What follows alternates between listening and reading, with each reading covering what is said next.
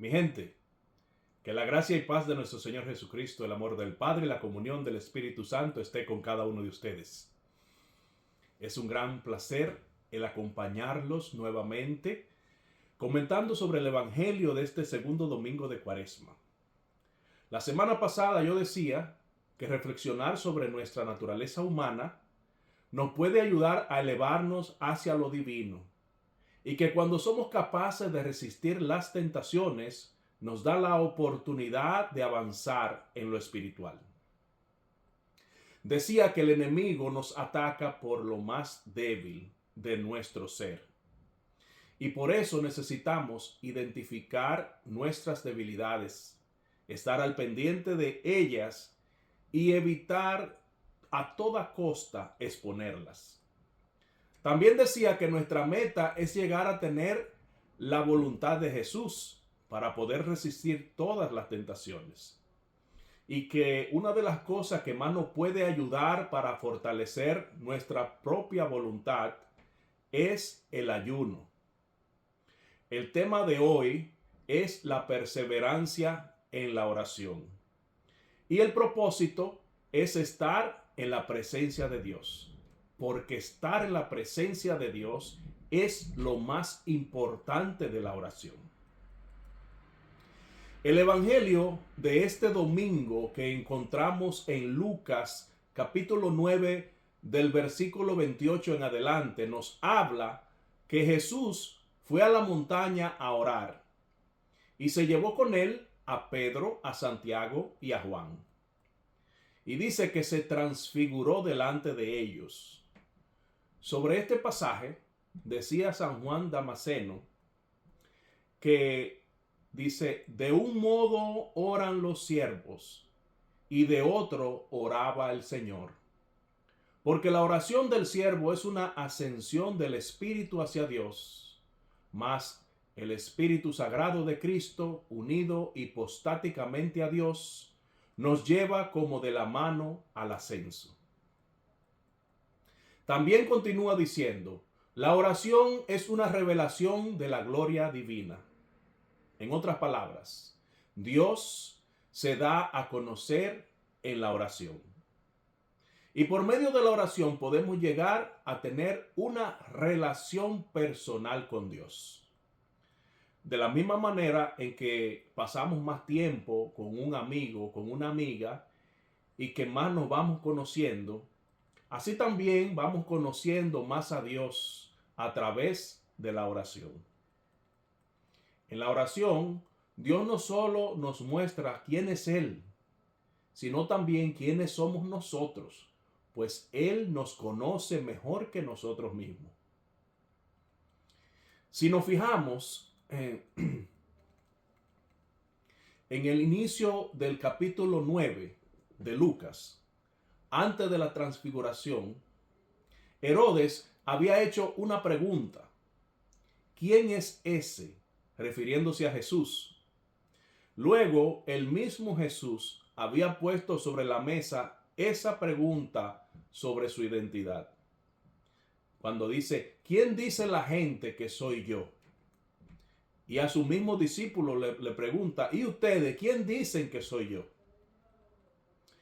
Esta pregunta sobre la identidad de Jesús encuentran su respuesta no solo en la inspirada respuesta de Pedro, más adelante en el versículo 20, cuando le responde, Señor, tú eres el Cristo de Dios, sino que se completa, se complementa con el testimonio de la mismísima voz de Dios Padre, quien dice, este es mi Hijo, el elegido, escúchenlo. El Señor Jesucristo es la persona en quien todas las promesas del Antiguo Testamento encuentran su cumplimiento. Él es la persona en quien todas las promesas de Dios se cumplen. El Señor Jesús es la plenitud de la palabra. Él es la plenitud del ser humano. Él es el modelo. Él es quien hace que la palabra de Dios llegue a su plenitud en nosotros. Aparte de la identidad de Jesús, hay otras partes del pasaje de la transfiguración que serían de gran beneficio estudiar. Por ejemplo, ¿alguno de ustedes se ha preguntado por qué Jesús se llevó a Pedro, a Santiago y a Juan y no a otros de sus discípulos?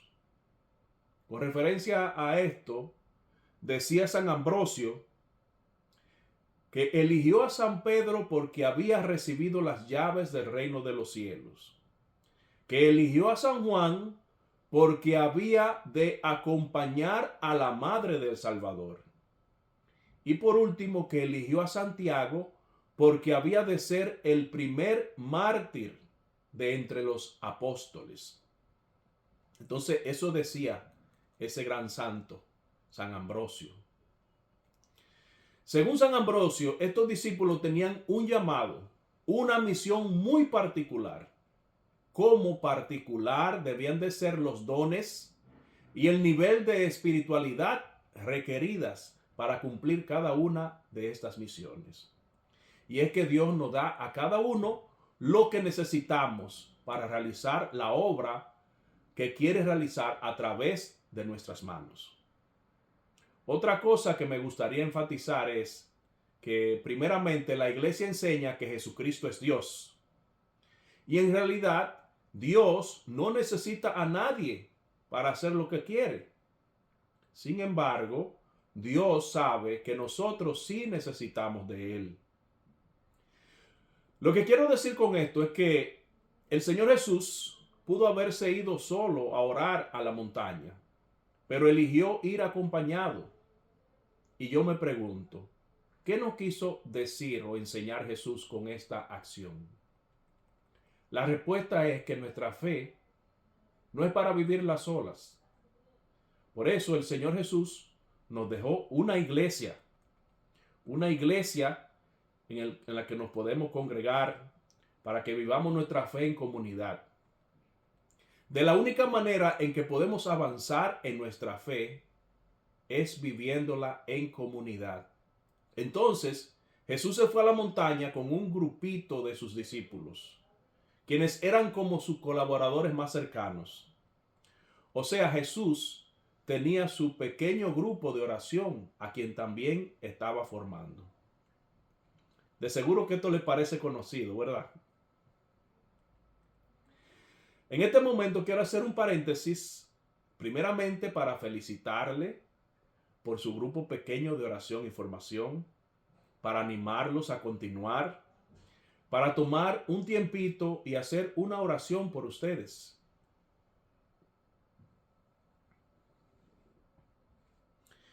Señor, te presento este grupo de oración y formación que se ha formado para reunirse en tu nombre.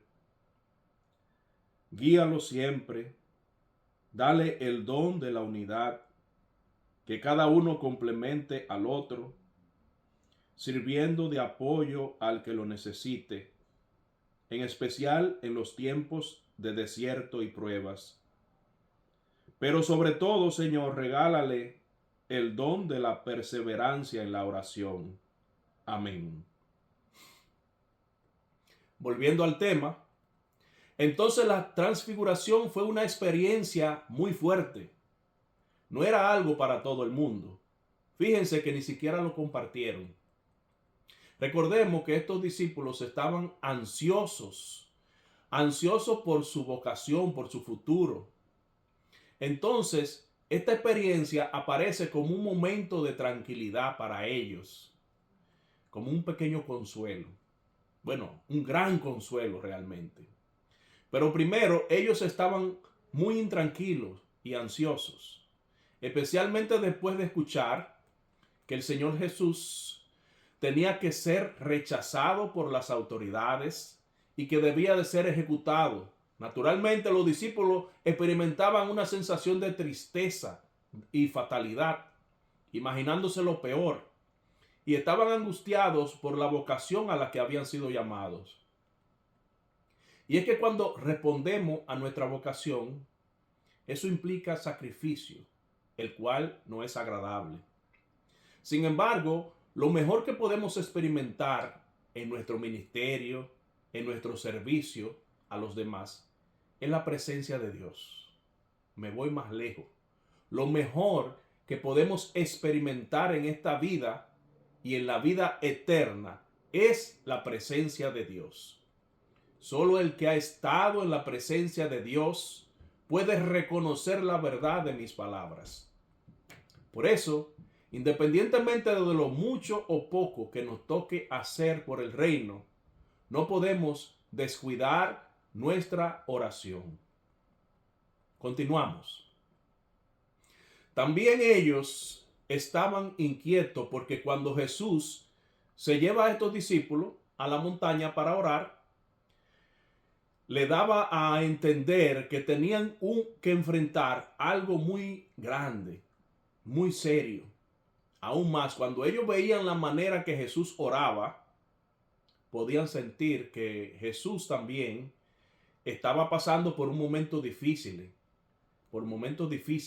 estaba como batallando con la realidad del terrible destino que le esperaba. Díganme ustedes, el pobre Pedro, que no podía entender cómo el ungido de Dios, el Cristo Todopoderoso, tenía que sufrir, que tenía que morir y volver a la vida para ser el Salvador. Esto Pedro no lo entendía. La experiencia de los discípulos fue sumamente intensa y que no lograban comprender. Era un misterio inefable, una irrupción momentánea de lo infinito en la conciencia limitada humana, que solo puede saborearse solamente con fe y confianza. Aunque muchas veces tengamos que enfrentar nuestras miserias humanas en las oscuridades de este mundo y en nuestras propias desolaciones, al entrar en la presencia de Dios, Él no nos deja ahí, sino que nos da su consuelo a su tiempo, así como los discípulos, quienes después de todos esos sentimientos encontrados de tristeza, de desconsuelo, de preocupación, al ver a Jesús transfigurado y resplandeciente, de seguro se sintieron con un gran alivio por dentro, recibieron un gran consuelo. La transfiguración anticipa el futuro del Señor glorioso y victorioso, la del Cristo resucitado. Con esto, Jesús nos enseña que en medio de nuestras debilidades humanas, de los sufrimientos y de las pruebas de este mundo, a través de la oración podemos recibir lo que necesitamos para salir victoriosos. Y si seguimos leyendo los versículos después de la transfiguración, donde Jesús libera a un joven que estaba endemoniado y que los mismos discípulos no habían podido liberar. Escuchen esto. Como dice Jesús, hay demonios que solo salen con la combinación de la oración y el ayuno. La formación espiritual es algo que sobresale mucho en el pasaje. Vemos cómo Lucas enfatiza en la vida de oración de Jesús y de presentar a Jesús como modelo para instruir a sus discípulos y a la iglesia.